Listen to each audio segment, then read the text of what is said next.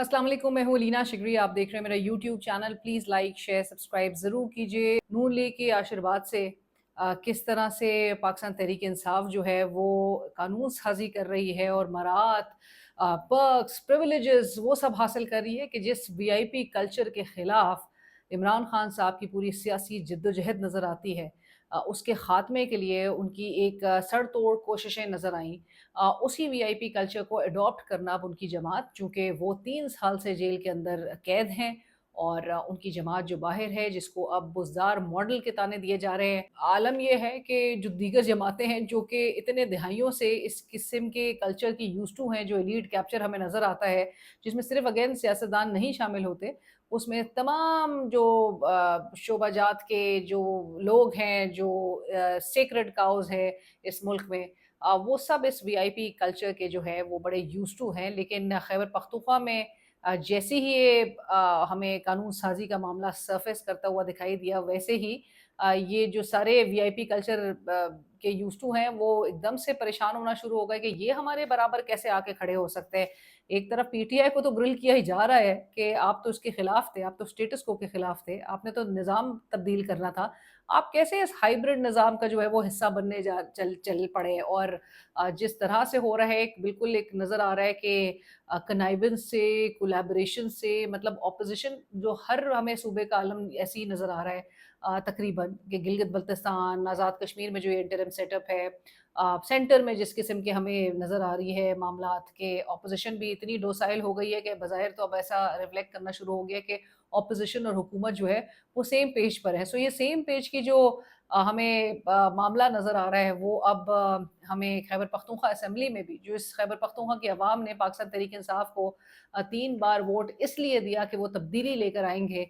वो 3 जो बार है, उस तीसरी बार में वो आके अल्टीमेटली, अब इसको आप क्या कहिए? इसको आप नून लीग की और पीटीआई की ये मुश्तरका वारदात कहिए, आप इसको एक पाकिस्तान तहरीक इंसाफ के पार्ट पे इसको एक स्मार्ट मैनेजमेंट कहिए, आप इसको ऑपोजिशन जो है, क्योंकि अब बज़ाहिर तो ऐसा लग रहा है कि ऑपोजिशन रही नहीं, ऑपोजिशन और हुकूमत जो है वो सेम पेज पर है, और ऑपोजिशन के जितने भी वो अराकीन जो इन मराहत से अब लुत्फ़ उठाने आगे चले थे, वो बड़े खामोश हैं। वो नून लीग के इख्तियार वली साहब गुज़िश्ता रोज़ प्रेस कॉन्फ्रेंस कर रहे थे, तो नून लीग के ही जो अराकीन सूबाई असेंबली है खैबर पख्तूनख्वा में, वो उस उनकी बातों से वो क्लियर उनकी बातें जो है वो कॉन्ट्रडिक्ट करी थी इख्तियार वली साहब के स्टांस से। यानी और इख्तियार वली साहब को तो सो मच सो कि यहाँ तक कहना पड़ा कि बड़ी एक तो हुकूमत तो खैबर पख्तूनख्वा में नालायक थी ही, ऑपोजिशन भी नालायक निकली। वो अपनी पार्टी को कह रहे हैं बड़े नालायक हैं, मेरे साथ एटलीस्ट हम आवाज़ होके ये तो कहते थे।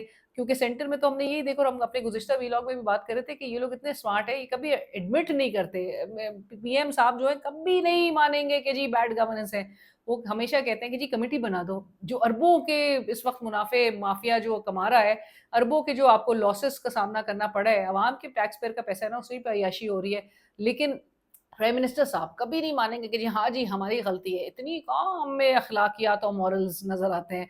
वरना तो आपको पता है कि डार साहब की फैमिली का और डार साहब का अपना नवासे की अगर बात हो, यहाँ पे ये उनको एक क्लीन चिट दी जा रही है कि डार साहब अकाउंटेबल ही नहीं है। डार साहब क्यों, डार साहब के ऊपर बात आती है कि जी डार साहब किस बात की वजाहत दे।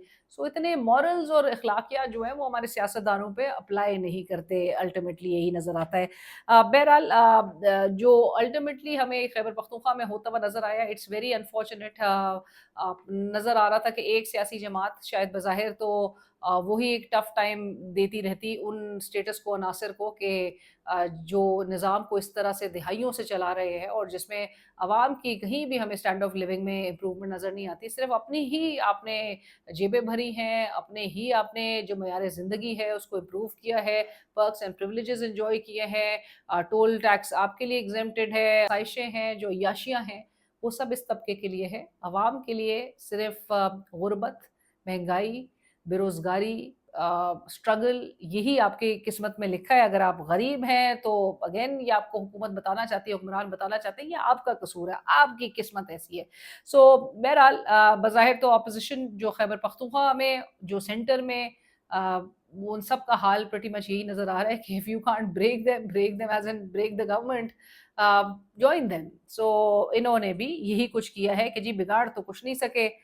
تو ان کے ساتھ ہی مل کے ہم اس قسم کی کارروائیاں ڈال دیں۔ رانا ثناءاللہ صاحب کی بات ہم لاسٹ ویلاگ میں کر رہے تھے، اور کچھ چیزیں میں آپ کے سامنے ذرا رکھتی بھی چلوں کہ نقصان کیا ہوتا ہے۔ اب رانا صاحب نے جہاں پر ہائیبرڈ جو نظام ہے، ظاہر ہے ہائیبرڈ نظام کے ہی یہ سارے پروڈکٹس ہیں، اور وہ بھی اب اگر رو پڑ رہے ہیں اور یہ کہہ رہے ہیں کہ جی پارلیمنٹری سسٹم فلی طور پہ فنکشنل نہیں ہے، اور جواز یہ رانا صاحب نے میرے ہی پروگرام میں دیا تھا گزشتہ روز کہ یہ جو پاکستان تحریک انصاف ہے یہ کمیٹیز میں نہیں ہے۔ تو رانا ثناءاللہ صاحب سے جب میں نے سوال کیا کہ آزاد کشمیر میں الیکشنز اپنے وقت پہ ہوں گے، تو رانا صاحب نے کہا کہ بالکل آئین و قانون کا تقاضا ہے کہ الیکشنز اپنے وقت پر ہوں، اور یہ کہاں کی جمہوری قوتیں ہیں جو الیکشن روکنے کا کہہ رہی ہیں۔ اب آپ ماضی میں تھوڑا بہت زیادہ دور نہیں لیکن تھوڑے عرصے قبل آپ چلے جائیے کہ جب الیکشنز کو رکوانے کے لیے کون سی وہ جمہوری اور کہاں کی وہ جمہوری قوتیں تھیں جو الیکشنز رکوا رہی تھیں، جو الیکشنز میں جانا نہیں چاہتی تھیں کیونکہ ان کو پتہ تھا کہ عوام نے کیا فیصلہ کرنا ہے، اور بہت ہی روتے دھوتے پھر جب معاملہ الیکشنز کی طرف گیا تو اس کے بعد نتیجے پر بھی بہت جو ہے وہ رونا دھونا مچا، سو مت سو کہ ان کو پھر سیو کرنا پڑا۔ پھر آپ کو 8 فروری کے بعد ایک بڑا کرائسس 9 فروری کا نظر آیا۔ اب آپ کو بتاتے چلے کہ رانا صاحب جہاں پر کہہ رہے ہیں کہ جی پارلیمانی نظام جو ہے وہ مکمل طور پر فعال نہیں رہا، تو جب پارلیمانی جمہوری نظام مکمل طور پر فعال نہ رہے تو کیا ہوتا ہے؟ کسی بھی جمہوری ریاست میں پارلیمنٹ صرف ایک عمارت کا نام نہیں ہوتی، بلکہ یہ عوام کی رائے، احتساب، قانون سازی کا مرکز ہوتی ہے، ایک سینٹر ہوتا ہے، اور اس کو ایپی سینٹر سمجھا جاتا ہے۔ اگر پارلیمان مکمل طور پر فعال نہ رہے تو اس کی جو نمائندگی ہے، اس کی جو مانیٹرنگ ہے، نگرانی ہے، اور قانون سازی کا جو پورا عمل ہے، وہ مسلسل سوالات اس کے اوپر اٹھتے رہتے ہیں۔ تو اس کے اثرات صرف سیاست تک محدود نہیں رہتے، کیونکہ اس سے پورا ملک ہی اس کی قیمت ادا کرنے لگتا ہے۔ عوام کی نمائندگی جو ہے وہ کمزور ہو جاتی ہے۔ اگر عوام نے جن نمائندوں کو منتخب کیا ہے وہ مؤثر انداز میں اپنا کردار رول نہیں پلے کر رہے ہوں گے تو لاکھوں ووٹرز کی جو آواز ہے قانون سازی کے عمل میں وہ شامل نہیں ہو پاتی، اور it again leads to a bigger crisis. احتساب کا جو نظام ہے، اکاؤنٹیبلٹی نیچرلی وہ کمزور پڑ جاتی ہے۔ پارلیمنٹ کی فنکشننگ اگر جہاں پر کمزور نظر آئے، لیپسز نظر آئے، پارلیمنٹری کمیٹیاں حکومت سے سوال جو ہے جو جن کا پوچھنے کا ایک رائٹ ہوتا ہے، اخراجات کی جانچ پڑتال ہو، پالیسیوں کا جائزہ لینے کا جو ایک اہم سورس جو ہے وہ یہ کمیٹیز سمجھی جاتی ہیں، جب یہ مؤثر انداز میں کام نہ کریں تو حکومتی فیصلوں پر نگرانی بھی کمزور ہو جاتی ہے، ختم ہی سمجھے آپ بالکل۔ آپ ابھی تک تو ہمیں یہی کچھ ملک میں ہوتا ہوا نظر آ رہا ہے۔ قانون سازی پر پھر نیچرلی اعتماد جو کہ اس ملک کی عوام کا اب انفارچونیٹلی نہیں رہا، کیونکہ جس طرح سے لیجسلیشنز کی گئیں، 26ویں ترمیم، 27ویں ترمیم، رک ہی نہیں رہے، 28ویں کی باتیں۔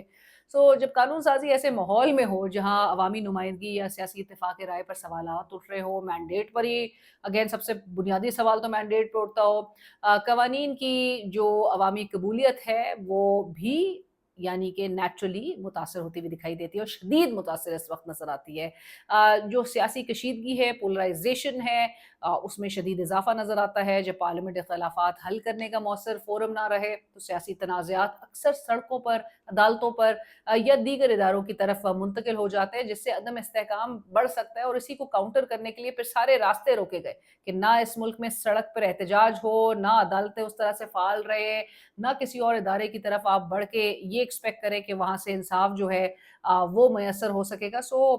عدم استحکام ہی پھر الٹیمیٹ اس کا ایک نیٹ رزلٹ جو ہے اس کے طور پر دکھائی دیتا ہے۔ معیشت آپ کی شدید متاثر ہوتی ہے اس ملک میں، اس وقت حال دیکھ لیجئے، سیاسی جو غیر یقینی کی صورتحال ہے، سرمایہ کار نیچرلی اپنا کانفیڈنس لوز کرتے ہیں۔ اس قسم کی کسی بھی ملک میں اگر ایسی سچویشن ہو جس سے سرمایہ کاری، روزگار اور الٹیمیٹلی آپ کا جو معاشی آپ کی ایکٹیویٹیز ہے، جو اکنامک ایکٹیویٹیز ہیں، اس پر ایک شدید نیگیٹو امپیکٹ پڑتا ہوا دکھائی دے رہا ہے۔ اگر لوگوں کو یہ محسوس ہونے لگے کہ ان کے ووٹ سے اول تو حکومت قائم نہیں ہوئی، پھر نظام میں کوئی حقیقی تبدیلی بھی نہیں آ رہی، تو سیاسی عمل میں شرکت نہ صرف کم، ختم ہو جاتی ہے، اور جمہوری اداروں پر اعتماد شدید طریقے سے ٹوٹ جاتا ہے۔ دنیا کی مثالیں جو ہیں وہ موجود ہیں۔ برطانیہ پارلیمانی جو کمیٹیاں ہیں اس کو حکومت پر سخت سوالات کرنے اور پالیسیوں کا جائزہ لینے کے لیے جانا جاتا ہے، جس سے احتساب کا عمل مضبوط رہتا ہے۔ جرمنی میں دیکھ لیجئے، اتحادی حکومتوں کے باوجود پارلیمنٹ کے ذریعے وسیع مشاورت اور اتفاق رائے پر زور دیا جاتا ہے، جس سے ادارہ جاتی استحکام برقرار رہتا ہے۔ سری لنکا 2022 شدید معاشی بحران کے دوران عوامی احتجاج اور سیاسی بحران نے حکومتی نظام کو ہلا کر رکھ دیا، جس سے یہ ظاہر ہوا کہ کمزور گورننس اور اعتماد کے بحران کے कितने वसी असरात हो सकते हैं। अब जब हुक्मरान खुद बोलना शुरू कर दें कि जी पार्लियामेंट्री सिस्टम फुली तौर पे फंक्शनल नहीं है, सो उसके असरात आपको ऑलरेडी हम सब भुगत रहे हैं। अब आपको ज़रा बलूचिस्तान की सूरत हाल के हवाले से बताते हैं। बलूचिस्तान में जहाँ पर 4 रोज़ में 3 बड़े वाक़यात हुए और 42 शहादतें, वो उसका नंबर जो है वो सामने आता है। सो बलूचिस्तान में जो तरक्की के दावे एक तरफ और सिक्योरिटी के जो चैलेंजेस नज़र आ रहे हैं, वो हमें क्या बता रहे हैं? बलूचिस्तान के बारे में अक्सर कहा जाता है कि वहाँ तरक्याती मंसूबों पर काम जारी है, बलूचिस्तान खुशहाली की तरफ बढ़ रहा है, वहाँ बड़ा प्रोग्रेस हो रहा है। लेकिन साथ ही हमें नज़र आता है कि दहशतगर्दों की जानिब से मुसलसल जब हमले किए जा रहे हों, सिक्योरिटी एहलकारों की जानें जो हैं वो ज़ाया हो रही हों और हंगामी हालात में ज़ख्मियों या शोधा की बरवक्त मुंतकली के लिए बुनियादी सहूलियात भी नाकाफ़ी नज़र आएँ, तो ये ऐसे सवालात पैदा करता है कि जिन पर संजीदा तवज्जो की ज़रूरत होती है। तरक्की सिर्फ सड़कों और इमारतों का नाम नहीं, अगर अवाम खुद को महफूज महसूस ना करे तो तरक्की के दावे अपनी अफादियत खो देते हैं। सिक्योरिटी बुनियादी शर्त है। दहशतगर्दी के मुसलसल वाकयात ये सवाल उठाते हैं कि सिक्योरिटी हिकमत अमली उसको मजीद मौसर बनाने के लिए क्या इकदाम दरकार हैं? क्या आपको काउंटर स्ट्रैटेजी अपनी तब्दील करने की ज़रूरत है? उसमें कहाँ कहाँ बेहतरी लाने की ज़रूरत है? और जो हमारी अभी एग्जिस्टिंग स्ट्रैटेजी है वो क्यों हमें नाकाफ़ी नज़र आ रही है? क्योंकि एक तरफ आप दहशतगर्दों को तो उनका कला-कबा कर रहे हैं, लेकिन साथ ही हमारे जो जवान हैं वो शहीद हो रहे हैं और उनके लिए हमारी रियासत बिल्कुल अकाउंटेबल है। हमारा एक-एक जवान जो है वो हमारे लिए बहुत कीमती है, बहुत अहमियत रखता है। दूर-दराज के इलाकों में एम्बुलेंस, ट्रॉमा सेंटर्स या जो फौरी तिब्बी इमदाद है वो दस्तयाब ना हो, तो कीमती जानें ज़ाया होने का मज़ीद खतरा बढ़ जाता है। तरक्की के दावों के साथ-साथ अवाम ये भी देखते हैं कि उन्हें सेहत, सिक्योरिटी और हंगामी इमदाद जैसे बुनियादी सहूलियात किस हद तक मुयस्सर हैं। बैनुल-अक़वामी सतह पर पायदार तरक्की सिर्फ इंफ्रास्ट्रक्चर से नहीं बल्कि अमन, कानून की हुक्मरानी, मौसर इदारों, सेहत, तालीम और बुनियादी खिदमात के इम्तिजाज से जुड़ी होती है। उस हमें उन शोबों में काम होता हुआ दिखाई देता है। जमहूरियत की मजबूती सिर्फ इंतखाबात से नहीं आती बल्कि एक फ़ाल पार्लियामेंट, मौसर एहतसाब, मजबूत इदारों, अवामी एतमाद और बुनियादी सहूलियात की फरहमी से आती है। इसी तरह तरक्की भी सिर्फ मनसूबों के ऐलानात से नहीं, ये कह देना कि जी तरक्की कर रहा है, तब ऐसे तरक्की नहीं आ जाती बल्कि इस बात से उसको गेज किया जाता है कि आम शहरी खुद को कितना महफूज, बाइख्तियार और सहूलत याफ्ता महसूस करता है। ये जी डीपीओ रहीम यार खान की हिदायत पर एसएचओ थाना कोट सब्जल की एक बड़ी कार्रवाई बताई जा रही है जिसमें 2 डाकू को गिरफ्तार किया गया। किस तरह से बड़ी थ्रिलिंग कोई क्लिप है, ज़रा देखिए और उसके बाद बात करते हैं।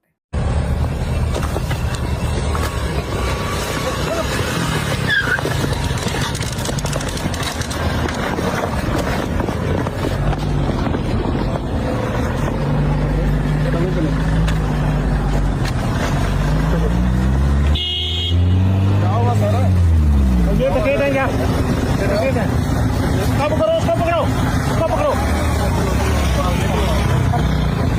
मुझे तो बिल्कुल नहीं लग रहा था कि ये कोई वीडियो बनाई जा रही है क्योंकि जिस किस्म की महारत के साथ हमारे पुलिस जो है वो टिकटॉकर मोड में आ गई है। मतलब आप पुलिस की तरजीहात देखिए, जब पुलिस की तरजीहात कानून नाफिज करने, जराइम की रोकथाम और अवाम के तहफ़्फ़ुज़ के बजाय ये पीआर कैंपेन्स, टिकटॉक्स, तशहीरी वीडियोज़, स्टेज मनाज़िर बनाने पर मरकूज़ हो जाएँ, तो इसका सबसे बड़ा फ़ायदा जराइम पेशा अनासर को होता है। ऐसे मनाज़िर अवाम में इदारे के वक़ार और संजीदगी पर सवालात खड़े करते हैं। अवाम को तशहीर नहीं, मौसर पुलिसिंग चाहिए क्योंकि किसी भी कानून नाफ़िज़ करने वाले इदारे की असल पहचान उसकी वीडियोज़ नहीं, बल्कि उसकी कारकर्दगी, पेशा-वराना सलाहियत होती है। आखिर ये करने की ज़रूरत क्यों पेश आ रही है? क्योंकि नेचुरली पुलिस कहीं न कहीं विदिन देयर कॉन्शियस वो ज़मीर की तो आवाज़ हर इंसान जो है वो सुन रहा होता है, नज़रअंदाज करता है वो अलग बात है, लेकिन कहीं न कहीं तो ये अपने आप से भी सवाल कर रहे होंगे कि क्या इनकी प्रायोरिटीज़ और इनकी जो तमाम तर जो फ़ोकस है, उसको कहीं और हुक्मरान तबका, क्योंकि एक पॉलिटिकल इन्फ्लुएंस इस मुल्क में हमेशा हावी आ जाता है, आड़े आ जाता है।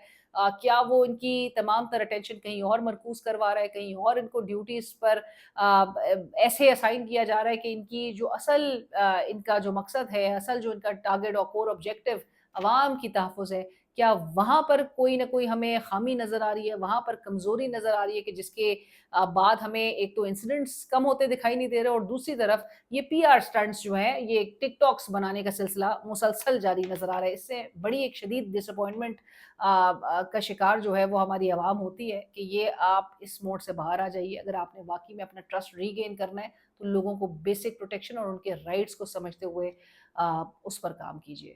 چینل کو سبسکرائب کیجیے، فیڈ بیک سجیشن ضرور آگاہ کیجیے۔